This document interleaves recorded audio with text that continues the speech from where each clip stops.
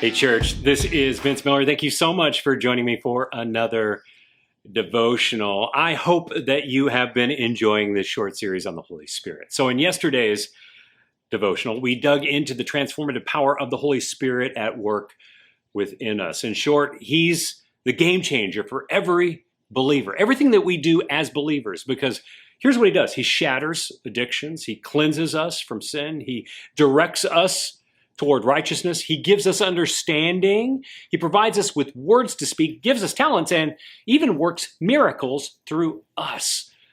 Because without the Spirit, we'd be redeemed, but immediately defeated.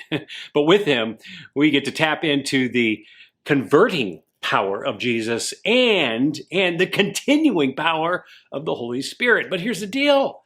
I think a lot of believers are actually afraid of the Holy Spirit.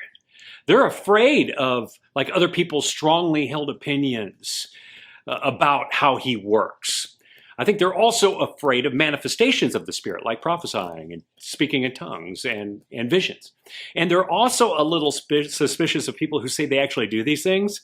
And finally, I think they're actually afraid of what might happen if they open themselves up to something like Him and His power, because just to be honest, most of us would rather be safe than sorry.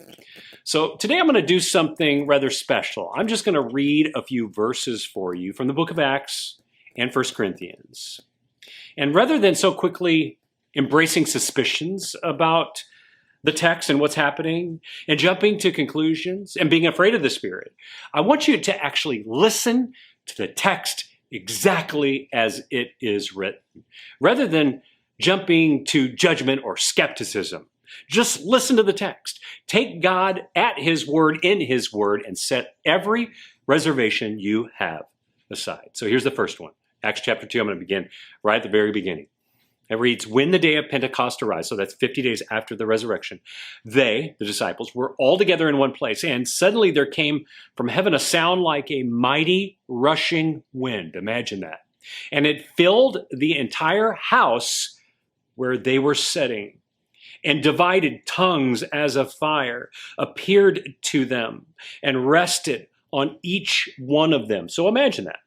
And they were all filled with the Holy Spirit and began to speak in other tongues, languages, as the Spirit gave them utterance. Now there were dwelling in Jerusalem Jews, devout men from every nation under heaven.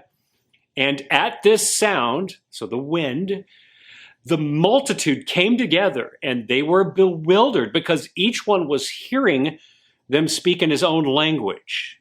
So one man was speaking, and they were each hearing it in their own language.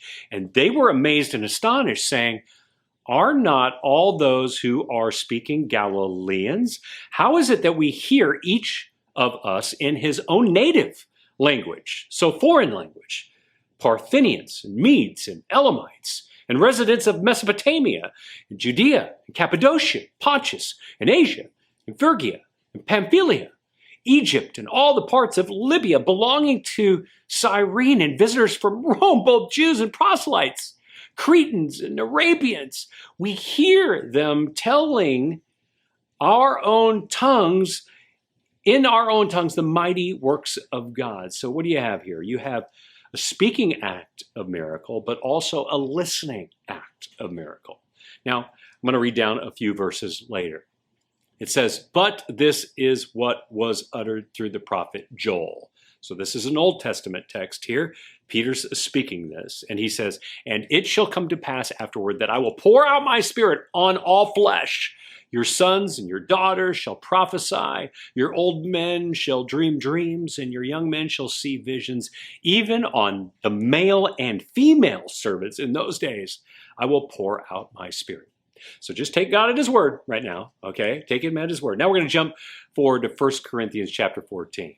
Paul says, pursue love and earnestly desire the spiritual gifts, especially that you may prophesy, especially that one. For one who speaks in a tongue speaks not to men, but to God. In other words, when we're speaking in a tongue, we're speaking to God. For no one understands Him, but He utters mysteries in the Spirit. So there's a mysterious language there that is understandable to God, but not to others.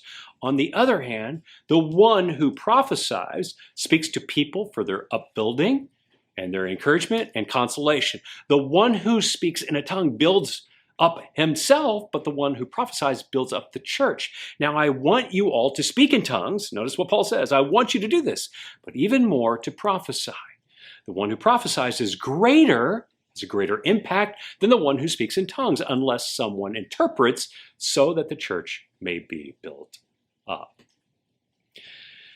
Whew.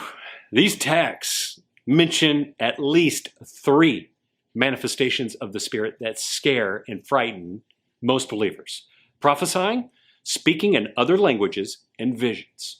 And because we're scared of it, I think lots of times we try to read right past these texts. Read past it, ignore it, reject it, and talk ourselves completely out of it. And all this does is suppress the Spirit and the reality of what He can do.